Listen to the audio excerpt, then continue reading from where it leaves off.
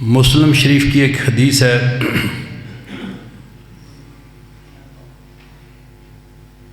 اللہ قیامت والے دن جس دن کوئی سایہ نہیں ہوگا اس دن 7 قسم کے لوگ ہوں گے جن کو اللہ عرش کا سایہ نصیب فرمائے گا۔ وقت چونکہ کام ہے، حضرت مولانا قاری سمیع اللہ ساجد صاحب تشریف لا چکے ہیں، انہوں نے خطاب کرنا ہے، میں نے انشاءاللہ آپ کی زیارت کرنی ہے،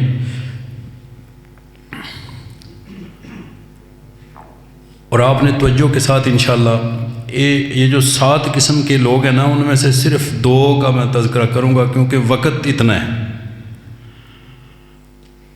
اگر وقت زیادہ ہوتا تو پھر میں 7 لوگوں کا تذکرہ کرنا تھا۔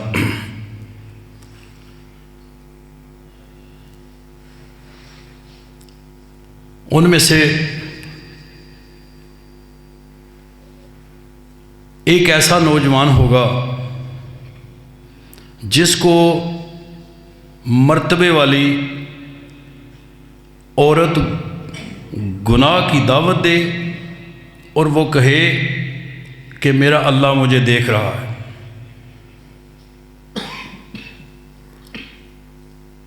جس کو مرتبے والی عورت کہے کہ آجا، اور وہ کہے نہیں نہیں مجھے میرا اللہ دیکھ رہا ہے،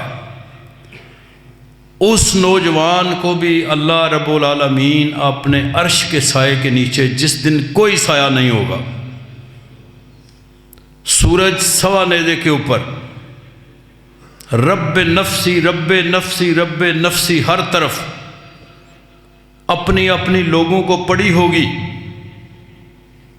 پسینے سے شرابور، پتہ نہیں آج کیا بننا ہے، آج کیا معاملات ہونے ہیں۔ اور اس وقت جس کو اللہ کے عرش کا سایہ نصیب ہو گیا وہ انسان کامیاب اور کامران ہو گیا۔ اللہ اپنے عرش کے سائے کے نیچے، لیکن کام بڑا مشکل۔ ہمارا حال کیا ہے؟ آج بازاروں کے اندر آپ چلے جائیں، روڈ کے اوپر، رکشے کے اوپر ہماری مائیں بہنیں بیٹیاں بیٹھی ہوتی ہیں، موٹر سائیکل نوجوان پیچھے لگا رہا ہے، دیکھ رہا ہے ان کو، جیسے اس کے گھر میں ماں نہیں ہے، اس کے گھر میں بیٹی نہیں ہے، اس کے گھر میں بہن نہیں ہے۔ یہ کس طرف ہم چل پڑے ہیں؟ کیا ایسے اللہ کے عرش کا سایہ نصیب ہو جائے گا ہمیں؟ نہیں۔ ہاں، میں آپ کو قرآن کی سیر کراتا ہوں انشاءاللہ۔ ایک واقعہ قرآن سے آپ کو بتانے لگا ہوں۔ مرتبے والی، مقام والی عورت، نوجوان، آئے ہائے، اللہ کا پیغمبر جناب یوسف علیہ السلام، وہ عورت کہتی ہے اے یوسف، جو اس کے بت تھے نا ان کے اوپر اس نے کپڑا ڈالا، کپڑا ڈال کے اس نے کہا ہے طلعت یوسف، میری طرف آ جاؤ، مجھے دیکھو میں کتنی خوبصورت ہوں۔ یوسف علیہ السلام نے کہا زلیخا، تیرے خدا تو کپڑا ڈالنے سے چھپ گئے، لیکن میرا خدا زمین کی تہوں کے اندر بھی چلنے والی چیمٹی کی آواز کو بھی سنتا ہے۔ میرا خدا نہیں چھپ سکتا، اور میں اپنے اللہ سے ڈرتا ہوں۔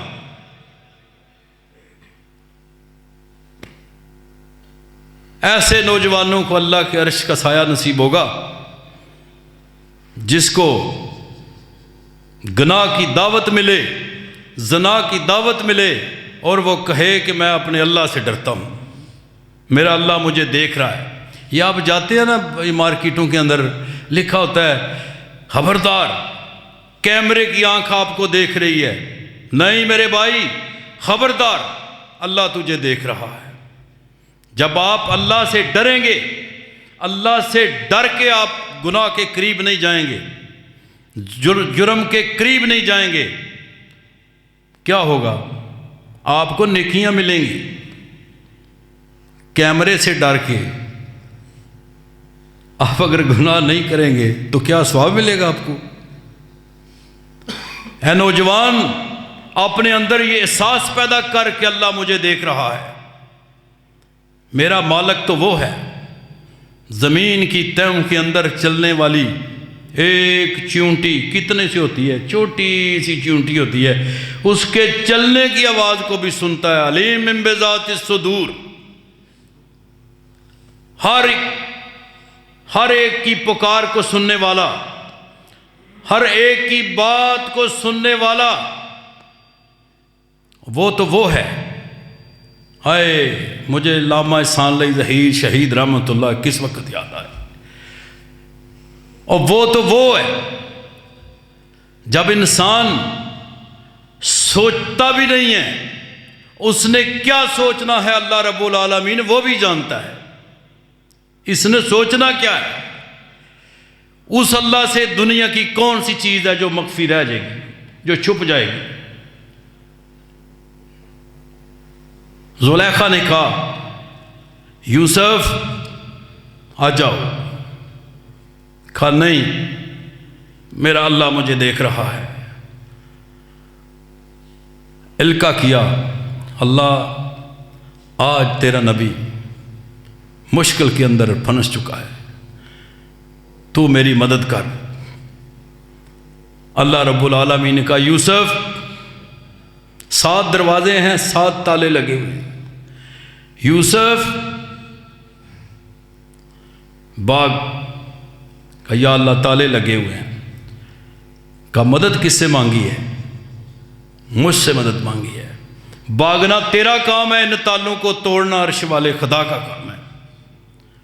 پھر جب انسان اللہ پہ توکل کر کے، اللہ پہ بھروسہ کر کے گناہ سے بچنے کی ٹھان لیتا ہے، پھر اس طرح اس کے لیے اسباب پیدا کرتا ہے۔ یوسف بھاگتے گئے، تالے ٹوٹتے گئے، آخری دروازے کے اوپر زلیخا نے پیچھے سے قمیض پکڑ لی۔ آگے سے عزیز مصر زلیخا کا شور آ گیا، اس نے دیکھا کیا ماجرا ہے، بڑی مکار عورت تھی۔ کہ عزیز مصر، بادشاہ تیری بیوی کے ساتھ جو غلط ارادہ رکھے اس کے لیے کیا ہے؟ کہ اس کے لیے سزا ہے، اس کے لیے جیل کی قید کوٹھڑی، اس میں ڈالا جائے گا۔ لوگ اکٹھے ہو گئے، جمع ہو گئے، کیا ماجرا ہے؟ جب یوسف کی عزت کا معاملہ آیا، اللہ رب العالمین نے چاند مہینے کا بچہ جو بول نہیں سکتا، وہ کہتا ہے ٹھہر جاؤ، اگر قمیض یوسف کی آگے سے پھٹی ہے تو پھر قصور یوسف کا ہے، اگر قمیض پیچھے سے پھٹی ہے تو پھر قصور زلیخا کا ہے۔ قمیض دیکھی گئی تو پیچھے سے پھٹی تھی۔ جب آپ اللہ پہ توکل کریں، اللہ پہ بھروسہ کریں، پھر اللہ آپ کو ذلیل و رسوا ہونے نہیں دے گا۔ آپ کے لیے انعامات۔ پھر بھی یہ بادشاہ ہوتے ہیں نا، ان کو بڑا نشہ ہوتا ہے، بڑا گمانڈ ہوتا ہے، پکڑ لو، اندر ڈال دو، لیکن عرش والا تو دیکھ رہا ہوتا ہے۔ ڈالنے والے قید میں ڈال دیتے ہیں، لیکن جس کے لیے قید کے اندر یوسف جانے لگے، اس نے کہا میں قید کے اندر تجھے اگر اس سرزمین کا حکمران نہ بنا دوں تو میرا نام بھی خدا نہیں ملی حکمرانی مصر کی، جیل کے اندر ڈال دیا گیا۔ لیکن اللہ نے کہا میں بھی تجھے حکمران بناؤں گا، بنے۔ مقام کیوں ملا؟ مقام اس لیے ملا کہ گناہ کی دعوت دینے والی عورت نے کہا آ جاؤ، اس نے کہا نہیں، مجھے میرا اللہ دیکھ رہا ہے۔ جب اس انداز سے میں اور آپ بھی گناہ سے بچنے کی کوشش کریں گے، ہمارے لیے بھی اللہ رب العالمین کے انعامات۔ میرے بھائیوں آ جاؤ، اللہ کے دروازے کے اوپر آ جاؤ۔ سارے کام وہیں سے بنتے ہیں۔ مشکل کشا اللہ، حاجت روا اللہ، نفع نقصان کا اللہ، نفع نقصان کا مالک اللہ، بگڑی بنانے والا اللہ، غوث اعظم اللہ، داتا اللہ، دستگیر اللہ۔ اللہ کے علاوہ کوئی مشکل کشا نہیں ہے۔ یہ عقیدہ پکا کرنا تیرا کام ہے۔ پھر دیکھ تیرے لیے آسمان سے اللہ رب العالمین کس طرح رحمت کی بارشیں، رحمت کی برکھا تیرے اوپر برسا۔ اور آج ہمارا حال کیا ہے؟ اللہ سے ہم دور ہوئے، بارشیں ہمیں نہیں مل رہی، اور جو لوگ اللہ رب العالمین کے احکامات کی پیروی کرتے ہیں، موسم کے اوپر ان کو اللہ بارشیں عطا فرماتا ہے، اور ہم دعائیں کرتے ہیں۔ وجہ کیا ہے؟ جھوٹ، دو نمبری ہمارے اندر سرایت کر گئی ہے۔ ہماری دعائیں اسی لیے قبول نہیں ہوتی، ورنہ کیا وجہ ہے کہ ایک اللہ کو ماننے والا، اللہ کے اوپر بھروسہ کرنے والا، خدا کی قسم اللہ کی بارگاہ میں وہ ہاتھ اٹھائے اور اس کی دعا قبول نہ ہو؟ یہی وجہ ہے کہ آج ہماری دعائیں قبول نہیں ہوتی۔ جھوٹ، چھوٹا بچہ ہے، وہ گھر میں روتا ہے، ضد کرتا ہے میں نے یہ چیز لینی ہے، ہم کہتے ہیں بیٹا چپ کر جا، صبح تجھے لے کے دیں گے، نہیں لے کے دیتے۔ جھوٹ کی ابتدا اس کے دماغ کے اندر ہم اپنے گھر سے ڈالتے ہیں، اور پھر کہتے ہیں کہ یہ بڑا ہو کے عالم دین بنے، امام ابن تیمیہ بنے رحم اللہ۔ میرے بھائیوں، جھوٹ اتنی بڑی بیماری، جب جناب محمد رسول اللہ نے نبوت کا اعلان کیا، فرعون کی چوٹی کے اوپر کھڑے ہو کے جو پہلی تقریر کی، پہلا واز کیا، 40 سال کی زندگی جناب محمد رسول اللہ نے لوگوں کے سامنے رکھی۔ اے لوگو، میں نے 40 سال کی زندگی تمہارے اندر گزاری ہے، بتاؤ مجھے جھوٹا پایا ہے یا سچا پایا ہے؟ سارے لوگ، جس میں اپنے بھی تھے، سجن بھی تھے، یار بھی تھے، اغیار بھی تھے، دشمن بھی تھے، سارے بیک زبان ہو کے بولے ما جربناک الا صدقا، اے محمد صلی اللہ علیہ وسلم، ہم نے جب بھی آپ کو پایا ہے سچا پایا ہے۔ آج ہم جھوٹ کو سمجھتے کچھ نہیں۔ میرے بھائیوں، سچ کی طرف آنا پڑے گا اگر کامیابی اور کامرانی چاہتے ہو۔ ایک جھوٹ بولتے ہیں، اس کے لیے پتہ نہیں کتنے جھوٹ بولنے پڑتے ہیں، پھر بھی نہیں چپتا، کم بخت، پھر بھی نہیں چپتا، ظاہر ہو جاتا ہے۔ حجاج بن یوسف، خطبہ جمعہ، بڑا جابر حکمران تھا، ظالم حکمران تھا، نماز کا وقت نکل رہا ہے۔ ایک نوجوان اٹھا، اس نے کہا حجاج بن یوسف بند کرو اپنا خطبہ، نماز کا وقت جا رہا ہے، نماز کا اہتمام کرو۔ اس نے اپنے سپاہیوں کو حکم دیا پکڑ لو اس کو، پکڑ لیا، جیل کے اندر ڈال دو، ڈال دیا۔ اس کی اتنی جرت میرے سامنے بول جائے۔ اس کے گھر والے آئے، حجاج بن یوسف ہمارے بیٹے کو چھوڑ دو، وہ اس کا دماغی توازن ٹھیک نہیں ہے۔ کہا ٹھیک ہے، اگر وہ آ کے کہے کہ میرا دماغی توازن ٹھیک نہیں ہے میں چھوڑ دیتا ہوں۔ وہ گئے اس کے پاس جیل کے اندر، انہوں نے کہا ہم نے تیری رہائی کا بندوبست کر لیا ہے۔ کیا بندوبست کیا ہے؟ صرف تو نے بادشاہ سلامت کو یہ کہنا ہے کہ میں پاگل ہوں، وہ تیری جان چھوٹ جائے گی۔ تو اس نے کہا ابا جی، اماں جی، میں پاگل ہوں۔ کہا نہیں، جان چھوٹ جائے گی۔ اس نے کہا چھوڑیں، یہ کیا درس دے رہے ہیں آپ؟ نہیں بیٹا، ہماری بات ماننی پڑے گی۔ جب والدین ضد کر لیتے ہیں نا، نہیں میں نے ایسے ہی کرنا ہے۔ کہا ٹھیک ہے، چلو مجھے لے چلو۔ بادشاہ کے پاس آئے اس نے کہا اچھا بس اکڑ ختم ہو گئی ساری. اس نے کہا بادشاہ سلامت سن، میں پورے ہوش و آواز کے ساتھ یہ بات کہہ رہا ہوں کہ آج بھی اگر اس مجلس کے اندر میں ہوا اور تو خطبہ دے رہا ہو، اگر تو نے وقت کو پھر ملحوظ خاطر نہ رکھا، میں کھڑا ہو کے تجھے پھر ٹوکوں گا. کیوں؟ میں نے جناب محمد رسول اللہ علیہ وسلم کی حدیث سن رکھی ہے کہ نماز کو وقت کے اوپر ادا کرو، میں نہیں رک سکتا.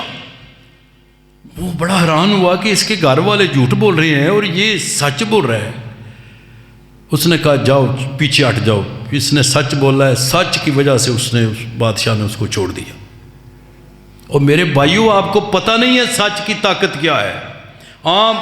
آج ہم یقین کریں دنیا کے اندر مغلوب ہی اسی وجہ سے ہیں کہ ہم نے جناب محمد رسول اللہ علیہ وسلم کی وہ بات جو سب سے پہلی تقریر میرے آقا نے کی اور اپنی زندگی سامنے رکھی لوگوں کے کہ رکھو میری زندگی کے کسی حصے پہ ہاتھ کہ میں نے جھوٹ بولا ہو.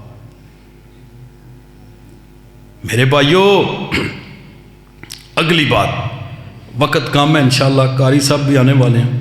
اگلی بات، ایک وہ حکمران جو عادل حکمران ہوگا، عدل کرنے والا، اس کو بھی کل اللہ اپنے عرش کا سایہ نصیب فرمائے گا، جس نے عدل کیا ہو.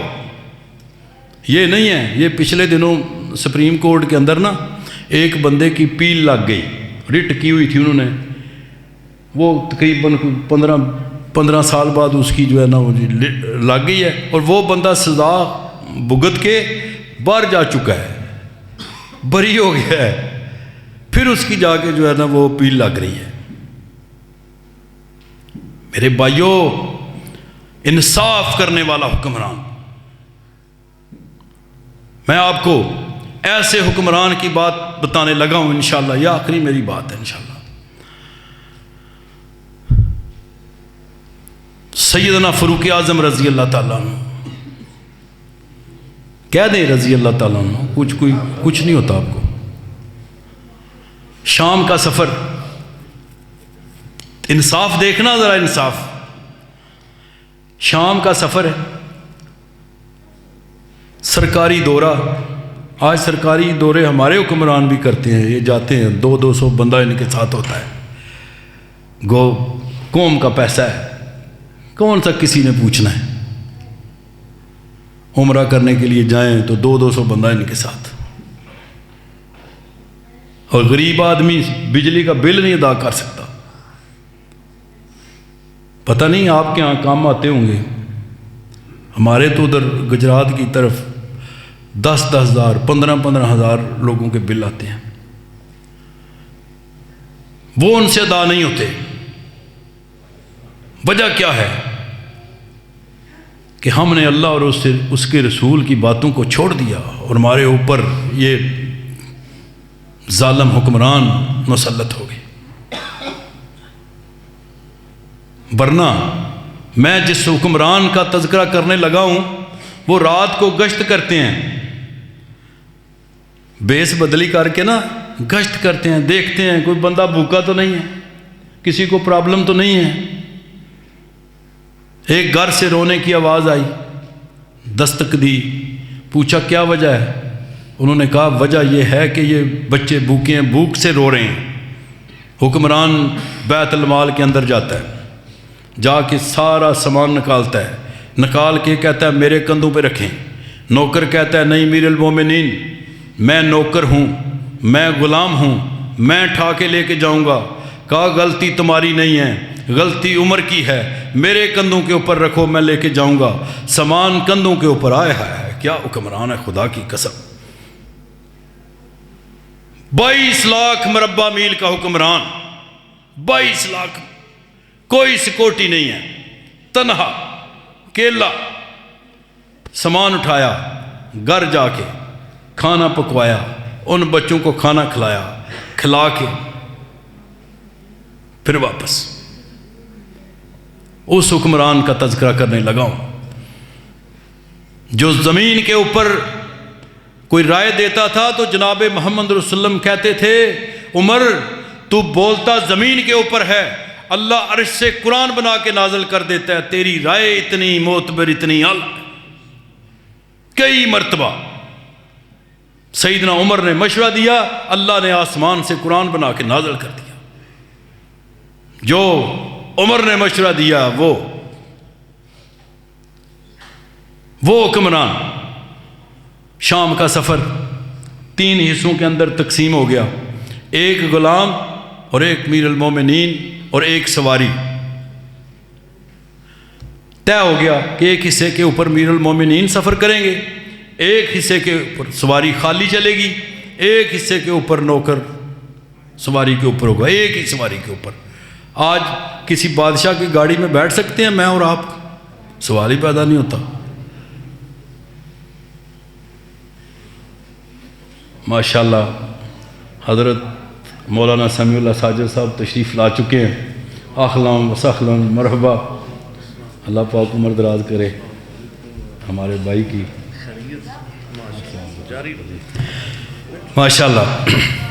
انشاءاللہ ان کا خطاب ہونا ہے، ہم نے سننا ہے۔ ہم تو اپنا حصہ ڈالنے کے لیے، وہ ایک مائی تھی نا بڑھیا، جب یوسف علیہ السلام کی بولی لگی تو سوتر کی اٹی پکڑی ہوئی وہ آ گئی۔ لوگ سونا، چاندی، ہیرے، جواہر، درم و دینار لے کے آئے تو پوچھنے والے نے کہا مائی تو کدھر آئی ہے؟ کہا یوسف کو خریدنے آئی ہوں۔ کس سے؟ سوتر کی اٹی سے۔ کہا لوگ یہاں پہ سونا، چاندی، ہیرے، جواہر، درم و دینار لے کے آئے ہیں، مال و زر لے کے آئے ہیں، تو سوتر کی اٹی سے یوسف کو خرید لے گی؟ اس نے کہا پتہ مجھے بھی ہے کہ سونے کا مقابلہ سوتر کی اٹی سے نہیں ہے، لیکن کل جب قیامت کا دن ہوگا تو اللہ پوچھے گا کون کون تھا یوسف کو خریدنے والا، تو میرا بھی نام آ جائے۔ تو یہ پروگرام ماشاءاللہ حضرت مولانا سمیع اللہ ساجد صاحب کا ہے۔ کل جب اللہ پوچھے گا ہمارا بھی نام آ جائے گا کہ ہم نے بھی وہاں پہ جو ہے نا قرآن و سنت کی کچھ باتیں بتائی تھی۔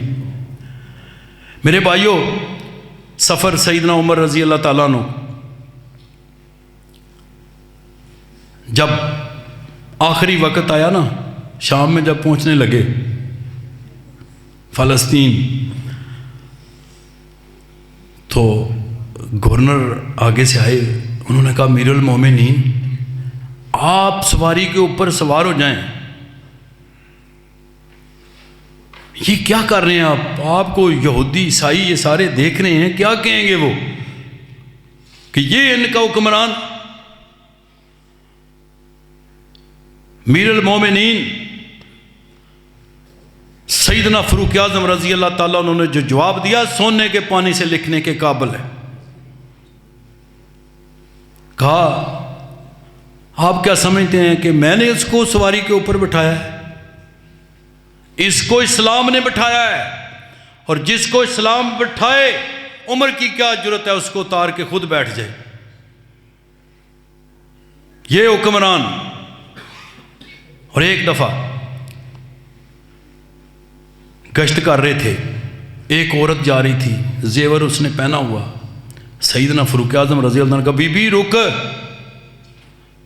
گئی، کیا بات ہے؟ کہا تجھے ڈر نہیں لگتا؟ کس چیز کا؟ تجھے کوئی لوٹ لے، تیرا کوئی زیور چھین لے؟ کہا نہیں۔ کیوں؟ اس نے کہا لگتا ہے یا تو عمر کو نہیں جانتا یا پھر تو عمر ہے جس کی اتنی جرت کہ مجھے کھڑا کر کے اتنی باتیں کر جائے، عمر کے ہوتے ہوئے۔ الحمدللہ سیدنا عمر رضی اللہ تعالیٰ نے نگاہ آسمان کی طرف کیا، الحمدللہ یا اللہ میرے بارے میں لوگ یہ سوچ رکھتے ہیں۔ میرے بھائیوں،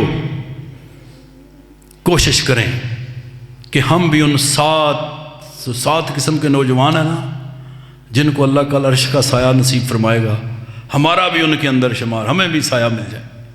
آمین کہہ دیں۔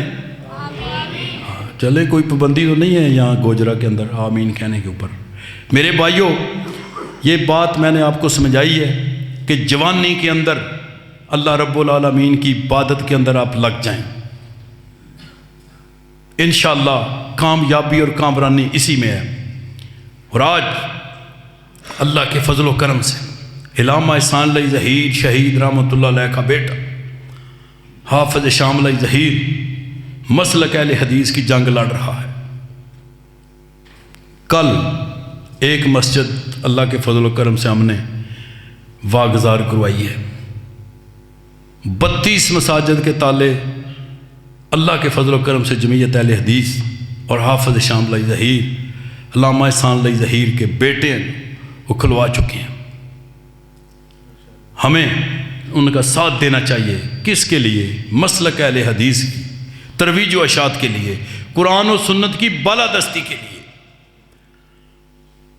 اور کوئی عالم دین اللہ کے فضل و کرم سے اب لوارث نہیں ہے کسی کے اوپر۔ پہلے نمبر پہ تو انشاءاللہ کو پرچہ کٹے گا نہیں، کٹے گا انشاءاللہ اللہ کے فضل و کرم سے تو علامہ ظہیر کا بیٹا اس کا مقدمہ لڑے گا انشاءاللہ اللہ کے فضل و کرم سے۔ وہ حضرت علامہ احسان علی ظہیر شہید رحمۃ اللہ علیہ نے کہا تھا یہ صدی اہل حدیث کی صدی ہے، یہ صدی اہل حدیث کی صدی ہے۔ قرآن و سنت کی دعوت کو لے کے جب آپ نکلیں گے، اللہ رب العالمین کی توحید آپ کے سینے کے اندر ہوگی، انشاءاللہ اللہ کے فضل و کرم سے دنیا کی کوئی طاقت آپ کا مقابلہ نہیں کر سکتی۔ آپ قدم بڑھائیں گے، اللہ رب العالمین کی رحمتیں اللہ کے فضل سے قدم قدم کے اوپر آپ کے اوپر نازل ہوں گی۔ آج وجہ کیا ہے؟ ہم کیوں رسوا ہو گئے؟ ہم کیوں پسپا؟ ہم کیوں لٹ رہے ہیں؟ کیوں مر رہے ہیں؟ وجہ کیا ہے؟ ہم نے لا الہ الا اللہ کو چھوڑ دیا۔ کشمیر کے اندر ہم مار کھا رہے ہیں، افغانستان کے اندر ہم مار کھا رہے، برما کے اندر ہم مار کھا رہے، بوسنیا کے اندر ہم مار کھا رہے، فلسطین کے اندر ہم مار کھا رہے۔ وجہ کیا ہے؟ وجہ یہ ہے کہ جس خالق نے ہمیں پیدا کیا ہم نے اس کی پہچان کو چھوڑ دیا۔ لا الہ الا اللہ وہ طاقت تھی جس سے جناب محمد رسول اللہ نے اور ان کی پوری جماعت نے پوری دنیا کے اوپر غلبہ کیا تھا۔